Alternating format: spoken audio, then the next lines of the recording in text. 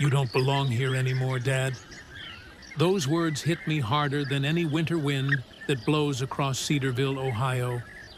I stood frozen in the small, sunlit funeral home, my wife's casket just a few feet away, and my own son, Ethan, stared at me with eyes I barely recognized, cold, calculating, and filled with something I once thought impossible: contempt. I'm Robert Caldwell. I've lived in Cedarville all my life. I grew up working the night shift at Miller's Diner, flipping pancakes while my father complained about everything under the sun, dreaming of a better life for my future family. I met Linda at the county fair. Her laugh could light up the darkest corner of Main Street, and we married in the little brick church at the center of town. Together, we built a life. Our house on Elm Street, a modest mortgage I toiled over, and two kids who, until now, I thought I'd raised with love. But love, as I learned that day, can be a fragile veneer. Ethan's words didn't stop. "You've had your time, Dad. It's over. Mom's gone, and so are you. We're taking care of things now." His voice echoed against the polished oak walls, and for a moment, I felt the room tilt beneath me. I wanted to scream, to demand respect, to remind him that it was my sweat and my sacrifice that put a roof over his head. But instead, I swallowed the bitter lump in my throat and kept my hands at my sides. Linda's funeral was quiet, mostly neighbors and a few co-workers from the diner where she volunteered every Saturday. I could smell the faint scent of lilies mixed with the cheap polish on the hardwood floors. My daughter, Claire, lingered near the back, her arms crossed, avoiding my gaze. She was only 17, and I could see the fear and confusion in her eyes, probably thinking she had to pick sides.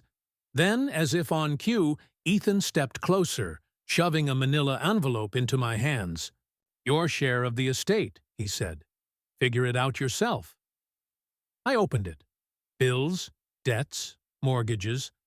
Linda had left some savings tucked away, sure, but enough for me to scrape by.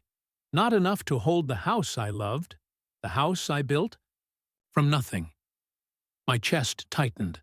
I wanted to collapse right there, but I knew, if I showed weakness, they'd smell it like sharks.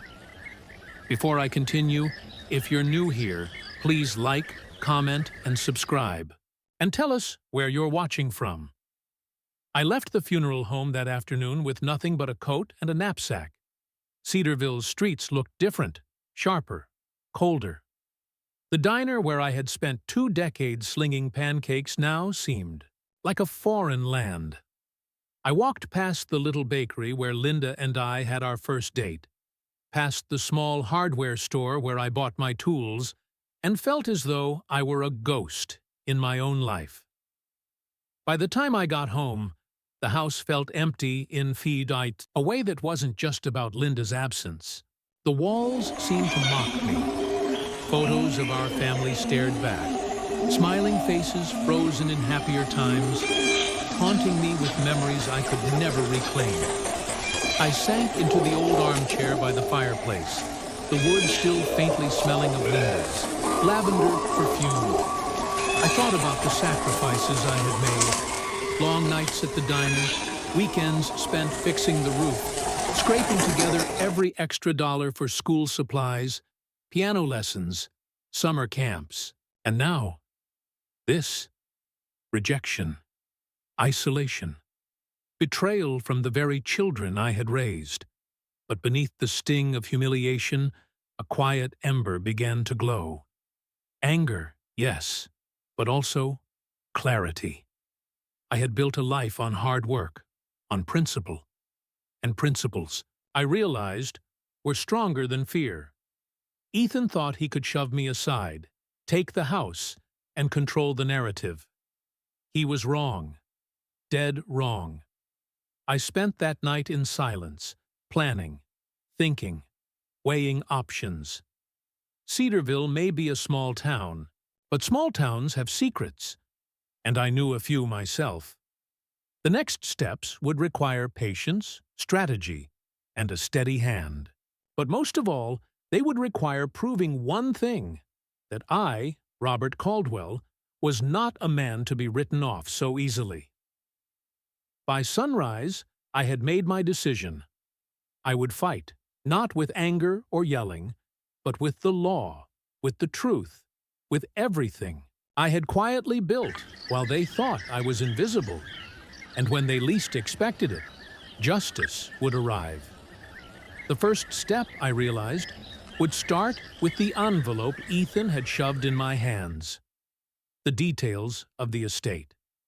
That seemingly harmless stack of papers contained a secret they hadn't noticed, a single loophole that could turn everything around.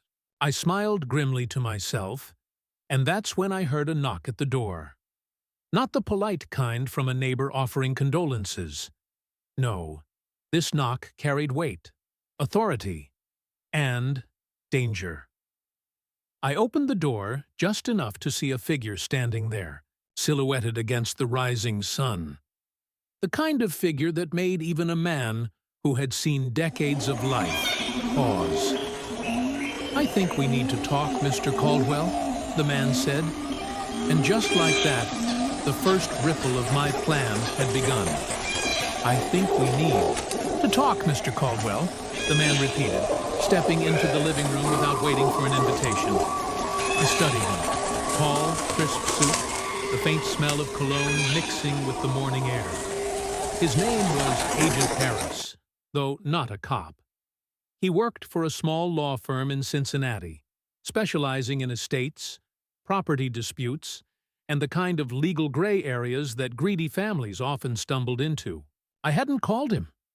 He'd come on his own. And judging by the look in his eyes, he already knew my children had made a mistake. "You're early," I said, keeping my voice calm. "Did Ethan send you?" Harris shook his head. "No. Let's just say some things in that envelope don't match what your children think they do." I raised an eyebrow, gripping the edge of the kitchen counter. The coffee I had brewed moments earlier steamed in the mug I barely touched. "Go on." He pulled out a small folder, slid it across the counter. Inside were copies of deeds, wills, and bank statements. As I flipped through them, my stomach churned, not with fear, but with anticipation. Ethan had believed he controlled everything. The house, the savings, the small rental property on Maple Avenue. But one clause, buried in the paperwork, like a hidden line in a novel, showed otherwise. Linda had left the house in a joint trust. My name was still on the deed. And the rental property? It was set up under my sole control unless I formally relinquished it. A step I had never taken. A slow smile spread across my face. Ethan and Claire had acted as if they could erase me, but legally they had overstepped. Harris leaned closer. "Your kids don't know this," he said. "And if you play it right, they never will, until the moment you decide to reveal it." I nodded, heart pounding. The betrayal had gone deeper than I imagined, but now the power had shifted, quietly, legally, irrevocably. Later that afternoon, I returned to Cedarville's main street, blending into the small-town bustle. I stopped at the bank, where I had my accounts for over 20 years. I met with the manager, Mrs. Gallagher, a stern woman with silver hair and a sharp mind. "Mrs. Caldwell's accounts," I began carefully. "I need access to anything tied to my name and her estate, and I need it yesterday." She raised an dubious eyebrow, peering over her glasses. "Robert, I know it's a sensitive time, but everything should have been transferred to your children by now." "Everything?" I asked, letting the word linger. "Because some things never were." By the end of the meeting, I had clarity. Bank transfers, estate holdings, property deeds. There were multiple points of leverage. Not just leverage, but opportunity. My children had underestimated me completely. assuming grief would keep me passive. When I returned home, Claire was in the kitchen, pretending to bake cookies. The house smelled faintly of sugar and vanilla, a facade of normalcy. She looked up. "Dad, I didn't mean what I said at the funeral," she mumbled, eyes darting away. "It's just Ethan." I held up a hand. "I know." She hesitated. Do you still have the house?" I smiled gently, but my eyes glinted with something sharper. "I think you know the answer to that. But it's not about me, Claire. It's about fairness." Meanwhile, Ethan had called that evening. He was brazen, cocky, thinking I'd been beaten by grief. "Dad, I hope you're settling in. Don't try anything funny, all right?" "The house, it's mine now," he said, a smug tone dripping from every word. I let the silence stretch. Then I said calmly, "Funny? Ethan, you have no idea." He laughed nervously, the kind of laugh that masks doubt. "You're serious?" "Dead serious." By the end of the call, I had plotted my next moves. Cedarville was small, and gossip traveled faster than a wildfire in July. But I had patience, documents, and the quiet certainty that the law was on my side. The children who had tried to push me aside had no idea the storm I was preparing. That cloudy night. I sat in the armchair again, the envelope beside me, Harris's advice echoing in my mind. I could feel it. The moment when the betrayal would hit them, when their arrogance would crumble. But before I could act, another surprise awaited. A letter slid under my door, stamped with a local law firm's seal. My name printed in bold letters. Picked it up. My hands trembled, not with fear, but with anticipation. Inside was a note, brief, sharp, and chilling. "Robert Caldwell, the time for waiting is over. Meet us at the courthouse tomorrow at 10 a.m. Bring everything. Do not be late." I looked up at the ceiling. My pulse raced. This wasn't just a legal battle.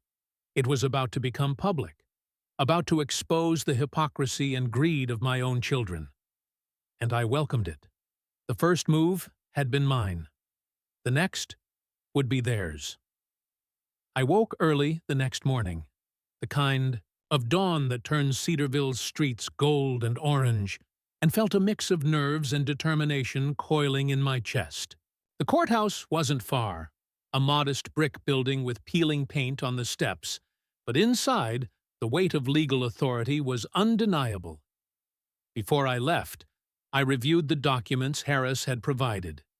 Each one was a weapon: the joint trust, the rental property deed, the overlooked clause in Linda's will that required my signature for any transfer of the house. My children had assumed I was a passive, grieving man. They had assumed wrong. At 9:45 a.m., I arrived at the courthouse, briefcase in hand. Harris was already there, reviewing notes, his face a mask of professional calm. "Ready?" he asked. "I've never been more ready in my life," I said. Doors opened, and my children appeared, Ethan and Claire, flanked by their respective lawyers. Ethan's posture was stiff, too rigid, as if he were trying to project control. Claire looked smaller than usual, a shadow of the defiance I remembered from the funeral. "Morning, Dad," Ethan said, voice dripping with false cheer. "I see. You made it." I smiled, the kind of smile that was quiet, but full of promise. "Morning, Ethan. I wouldn't miss it for the world." Inside the courtroom, the judge, a gray-haired man who smelled faintly of coffee and polished leather, called the session to order. Harris presented the documents first. "Your Honor," he began, We are here to clarify ownership and control over the estate of Linda Caldwell, deceased. Contrary to the belief of certain parties, the joint trust clearly names Robert Caldwell as co-trustee of all estate properties. Any attempt to claim otherwise would be legally void. Ethan's lawyer shifted uneasily. Objection! The children were under the assumption, the judge cut in, voice low but firm, does not override the law. Proceed. I felt my heart rate slow. Calm, methodical, righteous. Every word of betrayal, every insult my children had thrown at me, had led to this moment. Harris handed me a set of documents to present. "Read this aloud," he whispered. "Let them hear it." I cleared my throat. According to the will and trust of Linda Caldwell, all properties, including the Elm Street house and Maple Avenue rental, are held in joint trust with myself, Robert Caldwell, as co-trustee. Any actions taken without my consent are legally invalid. This includes any transfer of property, mortgage payment control, or financial decision. Silence fell. Ethan's jaw tightened. Claire's eyes widened. Their lawyers whispered frantically among themselves. "I repeat," I said, louder this time, letting the courtroom feel the weight of my voice. "I am a trustee of this estate. No one may alter, sell, or claim any part of it without my authorization. The attempt to sideline me is null and void." Ethan's smugness cracked. "You can't be serious," he hissed, stepping closer. "Oh, I'm serious," I replied calmly. "Dead serious." Over the next hour, Harris presented every overlooked detail, every clause Ethan thought he had exploited. The rental property was officially reaffirmed under my control. The house on Elm Street could not be touched without my signature. And the joint trust, legally ironclad. By the time the judge called a recess, Ethan and Claire looked defeated. Faces pale, voices shaky. They realized, perhaps for the first time, that their father was not the man they had tried to push aside. I stepped outside the courthouse briefly, inhaling the crisp fall air, letting the moment sink in. Small-town gossip would spread fast. Cedarville would soon know that the Caldwell children had underestimated their father. And that knowledge, I realized, was more powerful than any money or property. Back at home that evening, Ethan tried one last time, pacing in the living room. "Dad, this isn't over," he said, voice trembling. I poured 2 glasses of whiskey and handed one to him. "No, Ethan," I said, calm, almost tender. "It's over the way I said it would be. Justice isn't loud. It doesn't scream. It simply happens." Claire lingered in the doorway, silent. I nodded to her. "You'll see that fairness matters more than arrogance, Claire. And sometimes, those who try to take everything from you end up losing the most." As night fell, I looked out over the backyard, the leaves rustling like whispers. The first moves of the plan were complete. The next stage would require patience, public exposure, and timing. And the sweetest part? I had something up my sleeve. A final reveal they would never see coming. But just as I settled into the chair by the fireplace, the phone rang. A local journalist. Cedarville Times. "Mr. Caldwell," a sharp female voice said, "we heard about the courthouse case. We'd like to cover the story, your side of it, the children's behavior, the estate, everything." I smiled quietly, letting the words hang. Public exposure was the final weapon. And soon, Ethan and Claire would learn the full weight of underestimating their father. The first wave of revenge was done, but the storm was only beginning. The sun had barely risen over Cedarville when I drove to the Elm Street house. There was a calmness in the air, deceptive, as if the world itself didn't know the storm about to break inside those walls. Harris rode shotgun, files and documents stacked neatly in his briefcase, his expression steady. When I opened the front door, Ethan and Claire were already there. Ethan's smug grin faltered the moment I stepped in. "Dad," he started, but I held up a hand. "Quiet," I said, calm, almost fatherly, though every inch of me burned with controlled fury. "Let's go through this step by step." I spread the deeds, mortgage documents, and bank statements across the dining room table. The smell of old wood and faint traces of Linda's perfume made my stomach tighten. This house had been mine, had been ours, and yet they had acted as though I was nothing more than a visitor in my own home. Harris cleared his throat. "First, the Elm Street property. Legally, Robert Caldwell retains full trustee rights. Any attempt to sell, mortgage, or claim ownership without his consent is void." Ethan tried to interrupt, but I held up a hand. "Not yet. Listen." Claire shifted uncomfortably. "Dad, we didn't—" "You didn't what?" I asked softly, letting the hurt sink in just enough to sting. "You tried to erase me. You tried to make me invisible in the very house I built, the life I devoted myself to. And now, you're going to hear the truth." I read aloud the clauses, each sentence a hammer striking against their assumptions. The Maple Avenue rental, the joint trust, the hidden savings account, they had overlooked everything. Every single document Harris had meticulously gathered was now laid bare. Ethan's face turned red, his voice rising in panic. "You can't do this! I thought, this isn't fair." "Fair?" I said, calm but sharp.